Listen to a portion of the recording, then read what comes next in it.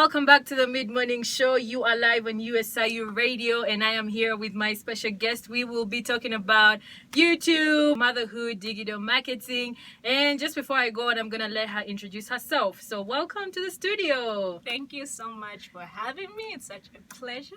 Yeah, could you please just introduce yourself? Let us know your name, probably, some interesting things about you, maybe what you're studying. All right. So first things first, my name is Mira German, and no, I'm not from Germany, as many people tend to assume. I'm from Malawi. Okay. I'm a student here at USIU. I'm a senior, aka I'm in my final year. I started schooling here in 2019. Then COVID happened, went back home. So I got a taste of that on campus, online. Online.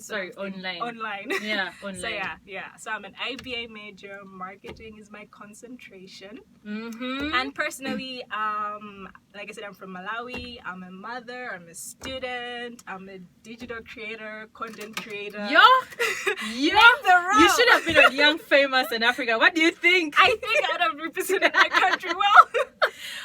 Okay. Let's since there's a lot to talk about, I feel like we're gonna start with YouTube, right? Okay. So how did you get started? Basically, when did you join YouTube?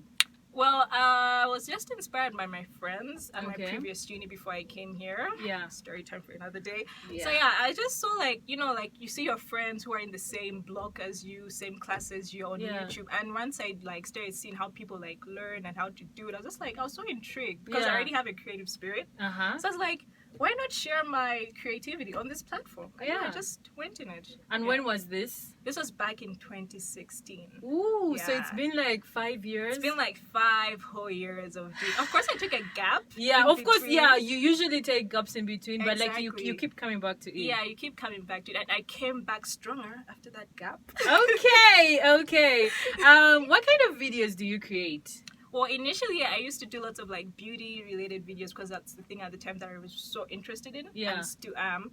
And then after I had my son, hence the gap year, I started that direction changed to more sharing people what it's like being a young mom in your 20s and juggling motherhood, whilst juggling your 20s, also juggling school. Because I never saw it on that. Oh on sometimes you don't see the people and so you just decide to become that person. Exactly. Because even though they are young mothers who are they just don't put out that content. Exactly. So I wanted to be that trailblazer. Yes. I feel you. So it's been 5 years you've done YouTube, you've done it all. Your channel has lots of content. You have vlogs, you have the motherhood videos, the tutorials. It's a lot, right? It's quite a lot. What would you say are some of the crazy YouTube moments you have had? The crazy YouTube moments I've had, well, mostly are the ones I do in public and where I involve other people and it's so impromptu. Those are the ones that are just I hope this works in my direction. So it's always the impromptu ones that are quite crazy. Is it I know we've talked about this, but is it how does it feel to vlog in public? I like to say you have to act. You have to bring out your best personality. Because you just have to. Because at the end of the day, you have to think what your audience would like to see, your authentic self. So you just have to get rid of the shyness and literally. And that whole thing that people are judging me right now. Yeah, I really don't tend to mind that because at the end of the day, it's as long as you get the content and. Yeah, that's what matters. That's all that matters. Yeah, I really don't. I tend to block it out and act. Oh yeah, you have to block it out. You have to. And then how did you eventually through these 5 years? Yes. How have you grown your channel?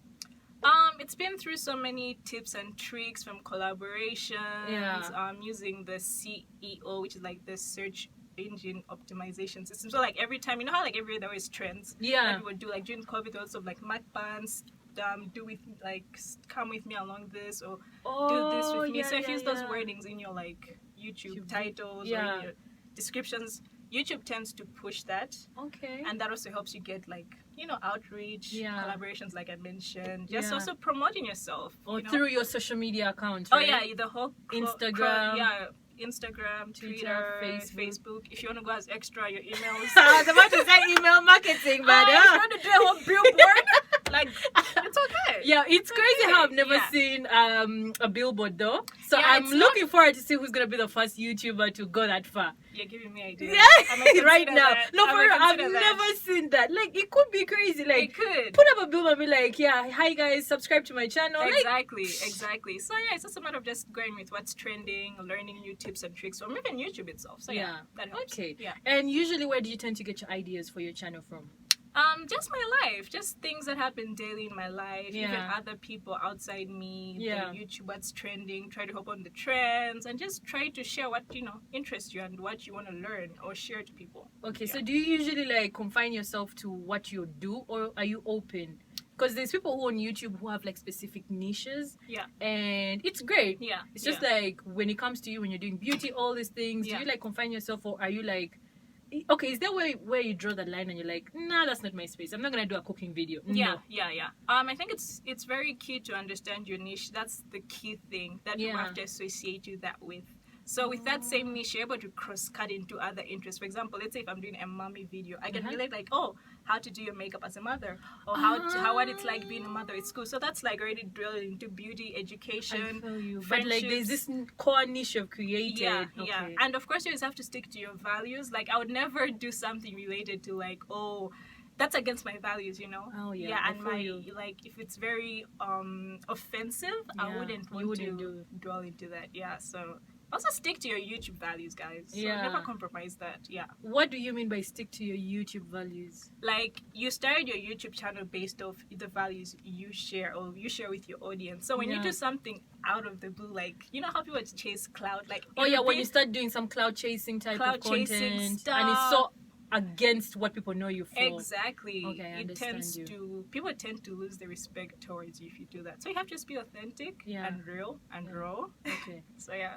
And like how would you describe your personal brand in like a few words, if you can? Well, in a few words, I like to use the word resilience because baby girl has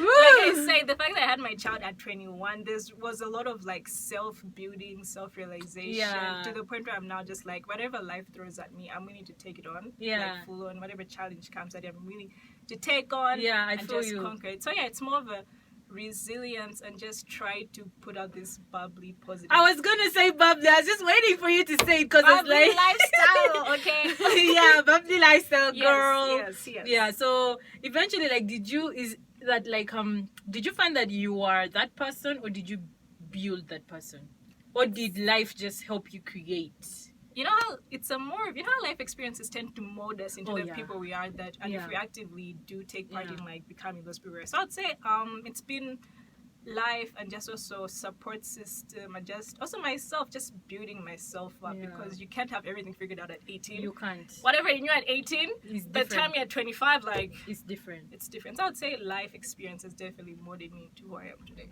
Okay, and then lastly, who would you say right now is the YouTuber who's literally inspiring you and is just pushing you, Ooh, let me give a quick shout out to all my hometown YouTubers, all my Malawian YouTubers. Def. They are pushing, as much as the industry back home isn't as big, but they are pushing, inspiring like Sandra and all the likes, like you guys at the plug. And also here in Kenya, like the Kenyan YouTubers from Abosha to like the likes of this I know the Kenyan YouTubers. And also across. So I'll just say it's cross so continental. The inspiration comes from everywhere. You pick little things everywhere. Yeah, because honestly, it's so hard to narrow down. Even just like your favorite channel, it's so hard to narrow down because YouTube is inspiring you from all angles. And as a person, you're so you're complex. You have so many interests. Exactly. So you draw inspiration from everywhere. Yeah. What was the hardest thing about? What has been the hardest thing about being a mother and somehow still pursuing your studies? Yeah.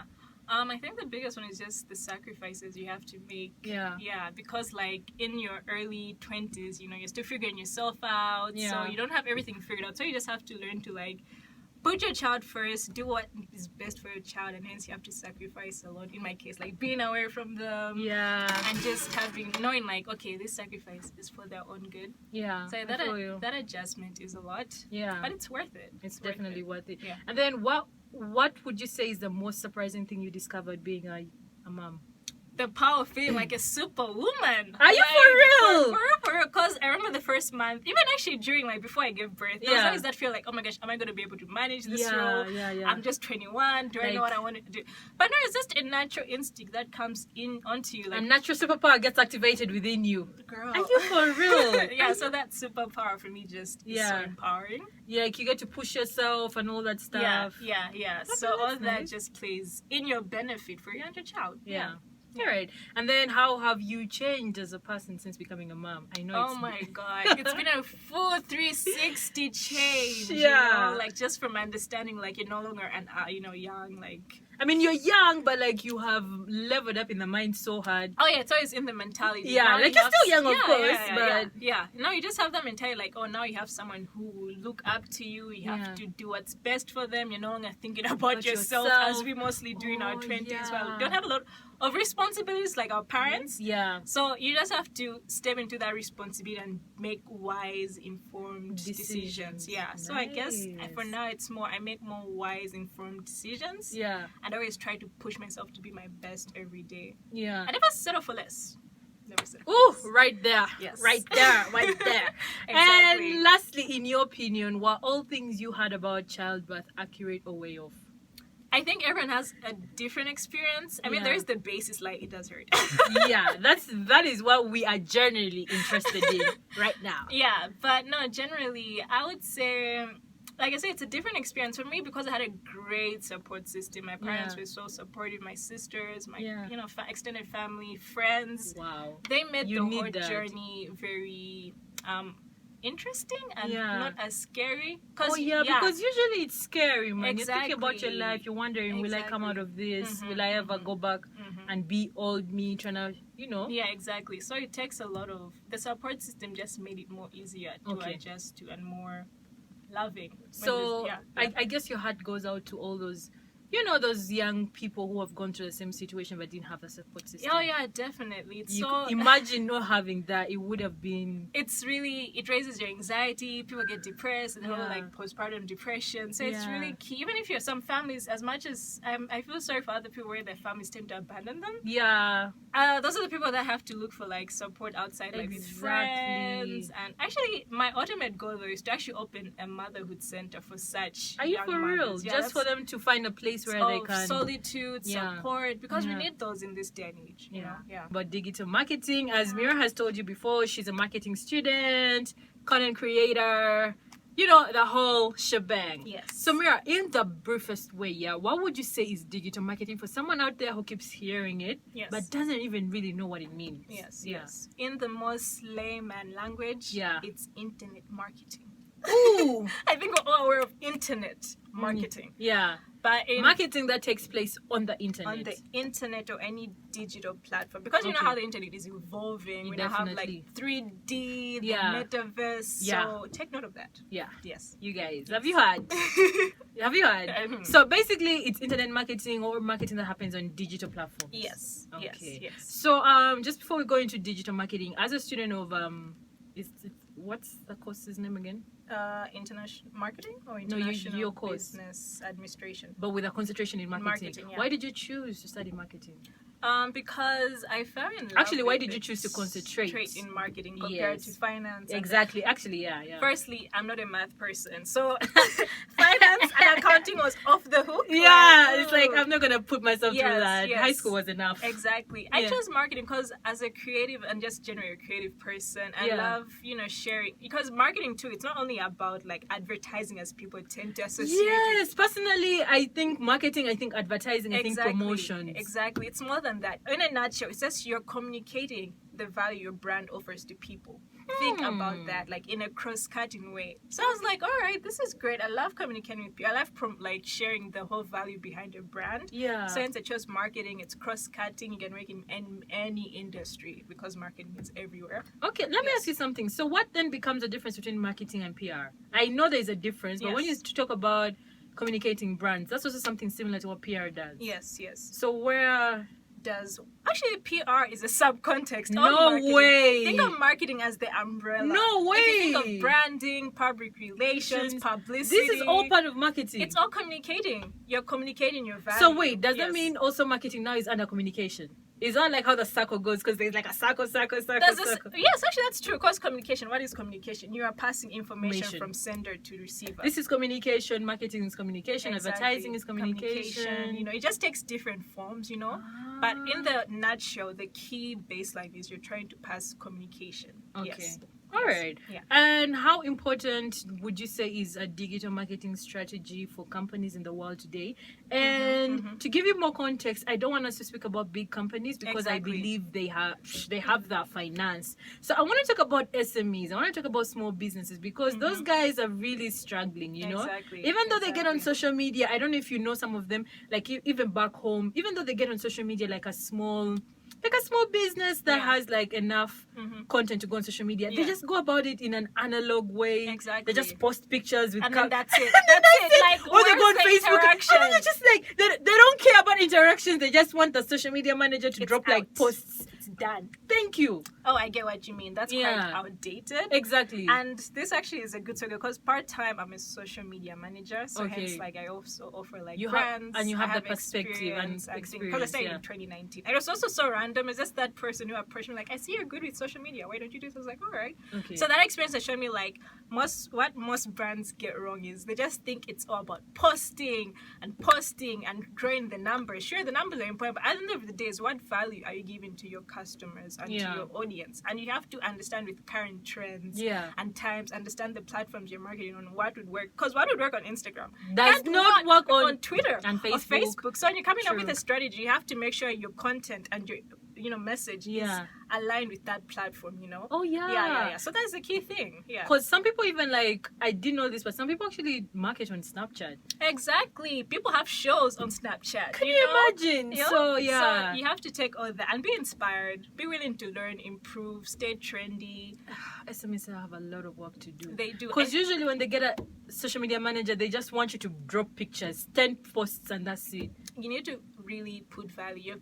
People have to know that they're part of something. They're part of a movement. Because people socially, you want to be part of something socially. And also there's TikTok now. Oh, and TikTok. So how can you say you're a business and TikTok is not part of your marketing strategy, your digital marketing strategy? You need to be constantly creating TikToks at the office, right? Exactly. Those kind of things. Exactly. Well, it's not okay. At the same time, it doesn't have to be like all the time. Okay.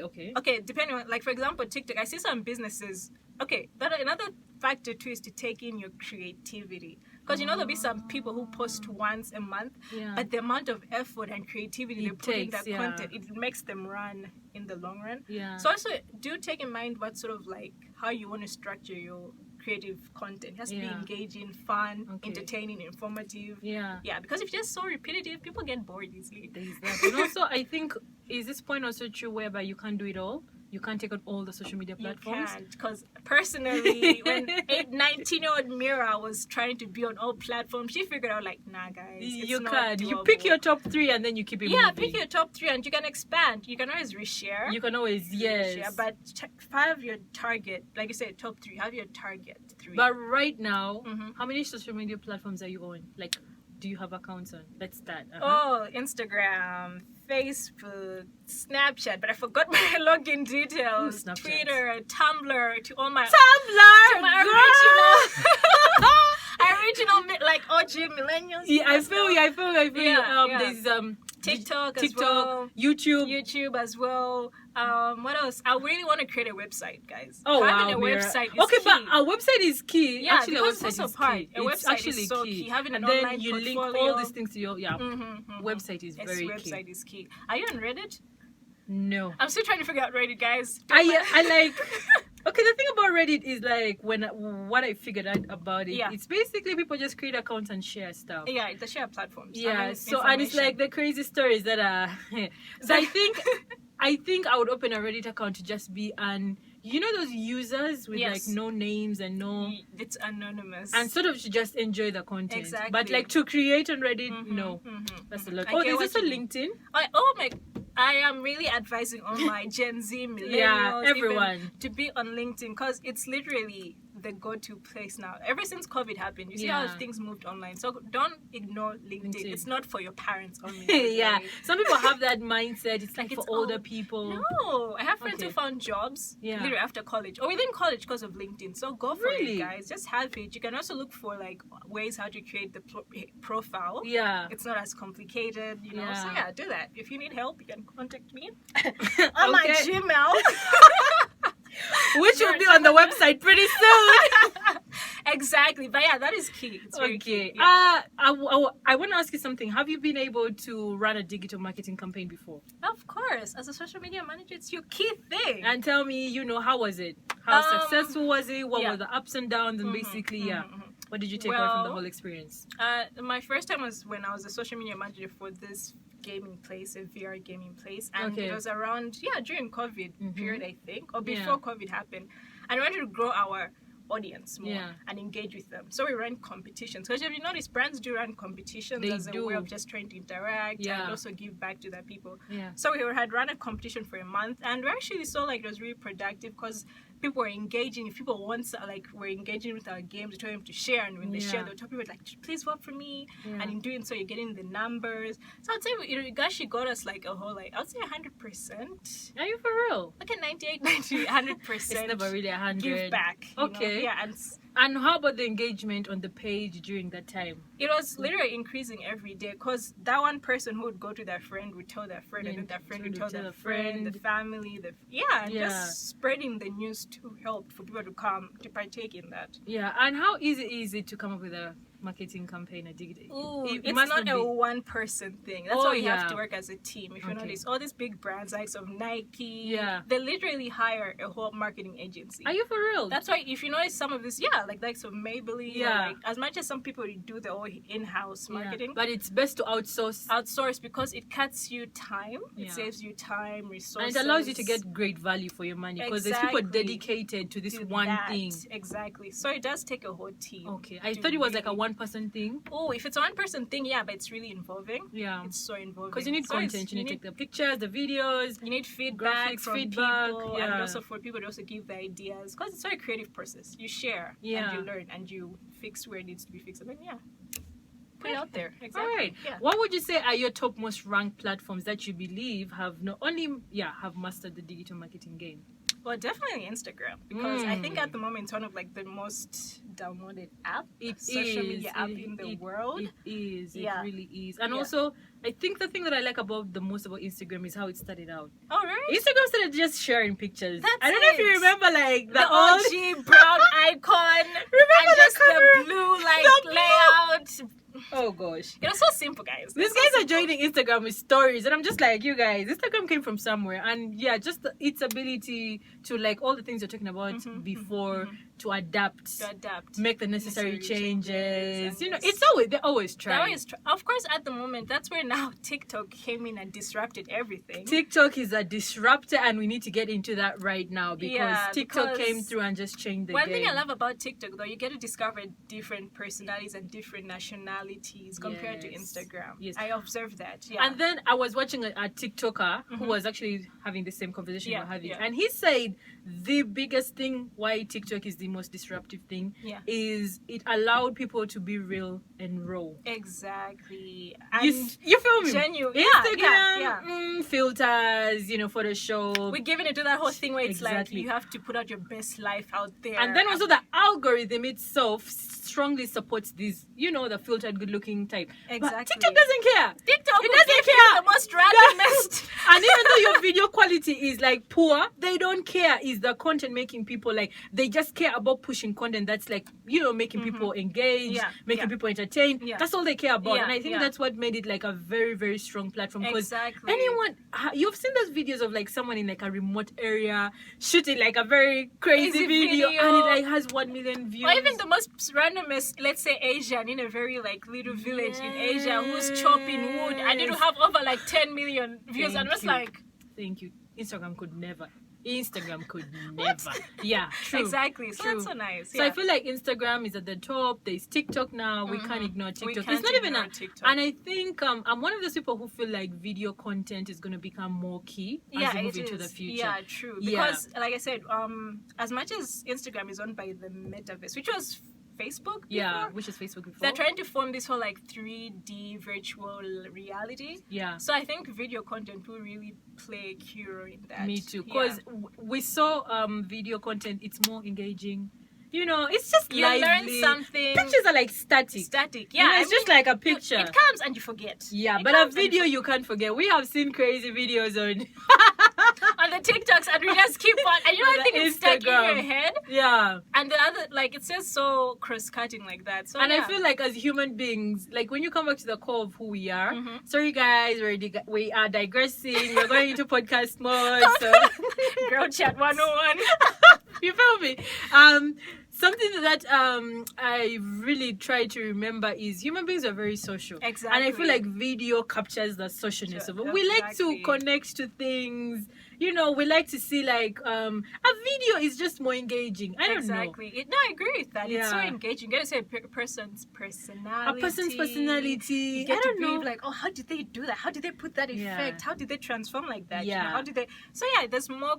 You know, you take a lot. You take a lot from a video than a picture. Images are great. Yeah. Like you know how photography draws emotions and all that stuff. You have to go in full on like, okay, let me go in my Leonardo DiCaprio like mode and like figure out break this down like. Yeah, I feel you. I feel you. Exactly. So it's Instagram, TikTok, and what would you say is the other third one?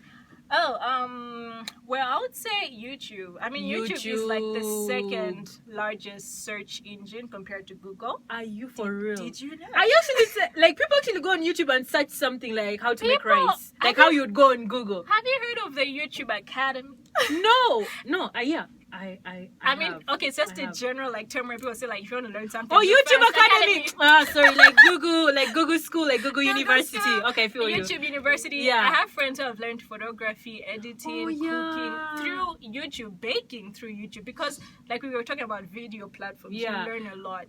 That explains why YouTube became the biggest. It's majorly a video platform. And people search for anything. And there is everything. Actually, there is professors who teach, like you can actually, like if you're struggling with a subject, it's mostly like engineering, math, but you can actually find a professor like on a whiteboard teaching like everything from start to end. Kudos to the Indians. Okay, not to be no, for real. No, but I have like kudos IT to people them. who'll be like, credit to this Indian professor who really broke this down for me. And yeah, different lectures from different countries do really play a role in that. Actually, you're so right, because even there's a time when I was like trying to figure out how to write a CV. I actually went on YouTube and put like, how can I write a CV? And there's this white lady from the UK who's like, teaching. She gave you the facts. So it's YouTube is really YouTube is actually really I think we would have to like redo the thing and make it like maybe probably YouTube, then TikTok, then Instagram. Instagram at the moment. YouTube is king. YouTube is. I mean TikTok too. People search up stuff. YouTube, TikTok, then Instagram are the top three platforms those right are the now. Top three platforms. So as a brand, if you're listening to us right now, or a person, you definitely need to be on YouTube, TikTok, and Instagram right now. Exactly. And of course, in addition, you can have Facebook and Twitter, LinkedIn. Your website is key. Website is key. I don't know if you're gonna buy the domain name. I mean, you can. The other websites, you know, the websites within websites where you can just like host websites within websites. I think if you're gonna do a website, you need to go all out. Cause like, what do you mean a website within a website? Like, there's this website. Okay, it's called Squareshare. Is it? Yeah. All the Wix and what else do people use? Yeah, but those like where you're able to create a website within a website. What's this one? It's like the main one. I know many people use it. I've also forgotten the name. One. If you do know it, do tweet about it. Do tweet about it or something. Tweet to us. But it's like the OG one, right? Yeah, it's like blue. It's blue. Yeah, but I know that one. Me too. And it's killing me right now, but it's fine. Yeah, I know it too, but I get what you mean. So yeah. WordPress. Exactly. Oh my gosh, WordPress. Ooh. Yeah, WordPress is the OG. Thank you. I promise you, I've had like 2 WordPress things and like it's so easy to create a website or a blog. It's a lot. Sometimes you can ask for help from like actual website designers, just people who get it. Yeah, because it's a lot. It's really a lot. But yeah. And then as we move on, what key advice would you give as a marketing student? Yes. But also as a creator on how to best market yourself as a brand. And I feel like for context, we should maybe focus on as a personal brand. As a person. Because companies, they got it figured out. They have the money. So as a personal brand, to anyone out there who's trying to be a content creator, anyone out there who's trying to do stuff like mine, get your radio show, put it out there as content, what are some of the key advices you would give? Okay. Actually, it's a good thing you mentioned big companies, because we shouldn't ignore them. We can be inspired by how they manage themselves. You know, like when there's a scandal, they attack it there and then. They don't shy away from it. They don't shy away from it. They put out, all the PR to like handle it, how they promote their brand. So I think as a person too, you just have to figure out what you want to be known for, associated with. Like what you have to describe yourself first. Have that literal interview with yourself and just sit down with yourself and understand, like, okay, if people think of Daisy or Mira, what is the first thing that comes into mind, and how can I grow that? How can I establish that they can just associate me with that? So it stems from how you dress, how you present yourself, what you like, what talents you have, activities you attend, and just basically all these like other activities, extracurriculars. Exactly. So basically, first you sit with yourself and you determine who you are. Exactly. And who you want to be known for. What you want your brand to be known as. So basically, with you, it was like the whole bubbly lifestyle, beauty, optimism. Yeah. I feel you. And also another key thing is also personality. You guys hear this thing like, you always have to be yourself. You always have to be authentic. Yeah, I don't believe that. No, you should. Really? Yeah, you really have to. But what if yourself is like, let's say you're very down to earth in person, you're shy, then that means you can't be yourself because of that shyness. I mean, of course, being out there is not for everyone. Or does it mean tweak your personality but just be authentic? Yeah, just be authentic. If you come off as a shy person, admit that. But then that won't stop you from doing things you like, Just because everyone is into, like, let's say, big events. Yeah. You don't need to go to that. There's some people who are, like, K-pop lovers. Yeah. If you like talking about K-pop, do that. Share that. If you like talking about, like, mukbangs, cooking. Yeah. Journalism, do that. So I just find what interests you and find a way to share it, and do it in a creative way. Learn. You just have to learn. Like don't be stuck in like this whole routine and like I want to do things this way. Although you should definitely have a strategy. Exactly. Yeah. But like be open. And I think with platforms like TikTok and Instagram, they push you to be creative, like with reels and learn. You're pushed whether you like it or not. You're pushed because the algorithm will push you these ends. Yeah, and there's so many tutorials online on how to do it, and then there's so much information, and then you improve. I mean, I started off as a shy person, but I got into the YouTube space to just learn how to talk better, how to like conduct this whole like production better, and you learn. You literally the video editing skills you learn. Exactly. You're right. It's like actually a lot. So it's a lot, but it all just stems to who you want to be known for, your values. If you need like professional help, that's why the professionals are there. Key. Okay, and also just what she's saying, there's a lot of information right now. There's like so many how-to videos, how to do reels, how to do this, how to do this. Honestly, we live in the information is there. My friend once said that if you're looking for, you will find what you're looking for. Yeah. So if you know what you're looking for, you'll find it. You put in the effort to find it. So do that. Yeah. All right. Thank you, Mira, for coming on the show. Thank you so much for